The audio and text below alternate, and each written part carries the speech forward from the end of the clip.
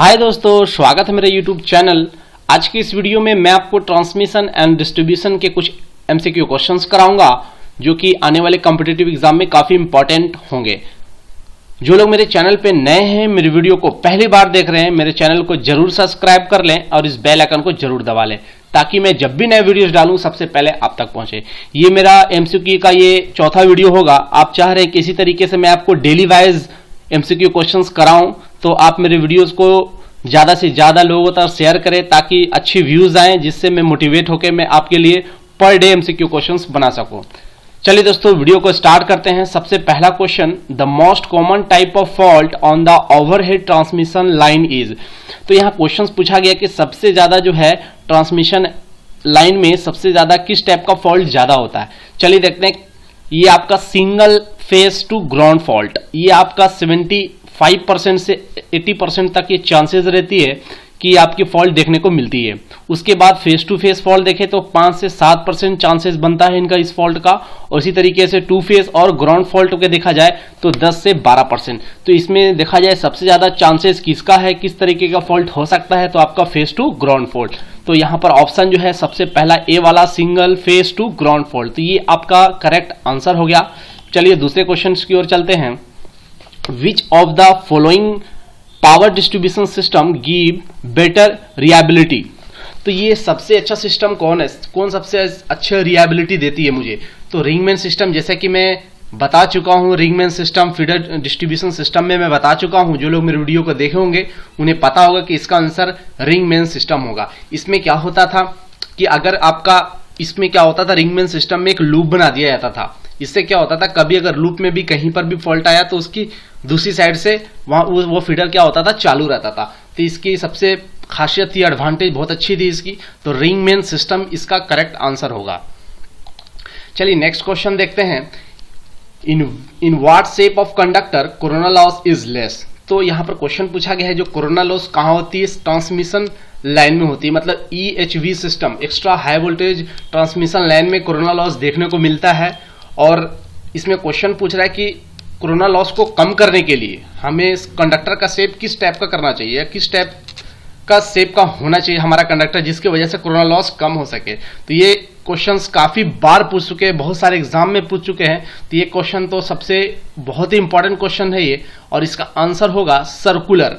तो कंडक्टर का जो शेप होना चाहिए वो सर्कुलर होगा ताकि आपका कोरोना लॉस कम हो सके। चलिए नेक्स्ट क्वेश्चन देखते हैं। The function of lighting arrester is. तो लाइटिंग अरेस्टर का क्या काम है, जब भी लाइटनिंग आती तो वो क्या करती, वो आपको ग्राउंड में कर देगा, अर्थ पे पहुंचा देगा। तो यहाँ पर क्या है, to provide path to high voltage surge to earth. तो ये क्या करेगा, आपका हाई वोल्टेज जो सर्ज होंगे उसको अर्थ तक पहुंचाने का काम क्या कौन करता है, लाइटिंग अरेस्टर करता है। चलिए उसी तरीके से नेक्स्ट क्वेश्चन देखते हैं। The conductor of an EHV line is selected on the basis of. तो यहाँ पर हमारा जो EHV मतलब एक्स्ट्रा हाई वोल्टेज लाइन में जो हम लोग कंडक्टर को सिलेक्ट करते हैं वो किसके हिसाब से करते हैं, किसके बेसिस से लेके हम लोग कंडक्टर का सिलेक्शन करते हैं। तो EHV में क्या होता है, अगर EHV को ना लिया जाए, नॉर्मली हम अगर लें 440 के लिए या आपका 11 kV, तो इस सब में क्या होता है, हम लोग जो कंडक्टर का चॉइस करते हैं उसे किस हिसाब से करते हैं, करंट कैरिंग कैपेसिटी से करते हैं। बट यहाँ पर EHV लाइन की बात की गई, एक्स्ट्रा हाई वोल्टेज लाइन, तो इसमें हम लोग का क्या होता है, EHV सिस्टम में कोरोना लॉस वगैरह होती है। तो इसका आंसर क्या होगा, आपका बी वाला होगा। मतलब कोरोना एंड RI परफॉर्मेंस देख के हम लोग क्या करते हैं, EHV लाइन के कंडक्टर को सिलेक्ट करते हैं। तो बहुत सारे लोग का कंफ्यूजन हो सकता है कि करंट कैरिंग कैपेसिटी भी बहुत सारे लोग एग्जाम में मार के आते हैं, बट ये आपका आंसर सही नहीं है। EHV के लिए हम लोग कोरोना और RI परफॉर्मेंस को देखते हुए कंडक्टर का सिलेक्शन करते हैं। चलिए नेक्स्ट क्वेश्चन देखते हैं। In a distribution system which of the following items shares the major cost. तो अगर ये डिस्ट्रीब्यूशन सिस्टम है, डिस्ट्रीब्यूशन सिस्टम में आपके कंडक्टर रहते हैं, अर्थिंग सिस्टम रहते हैं, डिस्ट्रीब्यूशन ट्रांसफार्मर भी रहते हैं, इंसुलेटर भी रहते हैं। तो इसमें सबसे ज्यादा कॉस्ट किसका हो सकता है, तो यहाँ पर जो है सबसे ज्यादा कॉस्ट किसका होता है, डिस्ट्रीब्यूशन जो ट्रांसफार्मर होते हैं उसकी जो कॉस्ट होती है सबसे ज्यादा होती है। तो यहाँ पर उसका आंसर क्या होगा, डिस्ट्रीब्यूशन ट्रांसफार्मर। चलिए नेक्स्ट क्वेश्चन की ओर चलते हैं हम लोग। In transmission system the feeder supply power to. तो हमारे जो ट्रांसमिशन सिस्टम में फीडर जो है पावर किसको सप्लाई करता है। ये भी क्वेश्चंस अगर जो मेरे वीडियो देख चुके होंगे डिस्ट्रीब्यूशन सिस्टम, उन्हें समझ में आ रहा होगा कि मैंने उसके अंदर मैंने आपको सर्विसमैन, डिस्ट्रीब्यूटर और फीडर के बारे में बताया था।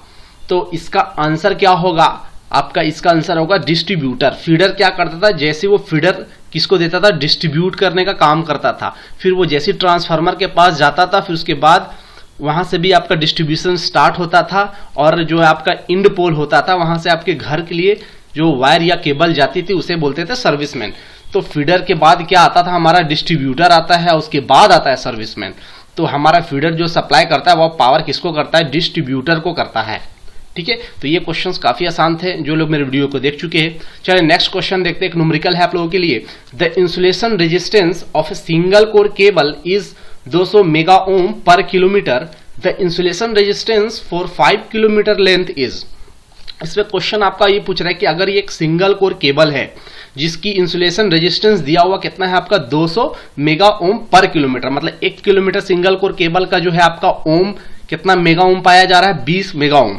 तो आप पूछ रहे हैं इसी तरीके से अगर आपका 5 किलोमीटर लेंथ का केबल है तो उसमें इंसुलेशन रेजिस्टेंस कितना होगा। चलिए देखते हैं हम लोग कि इंसुलेशन रेजिस्टेंस किस पे डिपेंड करता है, लेंथ पे कैसा करता है डिपेंड। तो आपका इंसुलेशन रेजिस्टेंस जो होता है केबल का वो किस पे डिपेंड करता है, inversely proportional to the length of line. तो हमारा जो लेंथ, अगर मेरा यहां पर लेंथ अगर केबल का बढ़ाते जाएंगे तो रेजिस्टेंस में क्या होता जाएगा, मेरा घटते जाएगा, इंसुलेशन रेजिस्टेंस मेरा घटते जाएगा। तो लेंथ बढ़ाएंगे तो ये हमारा घटेगा।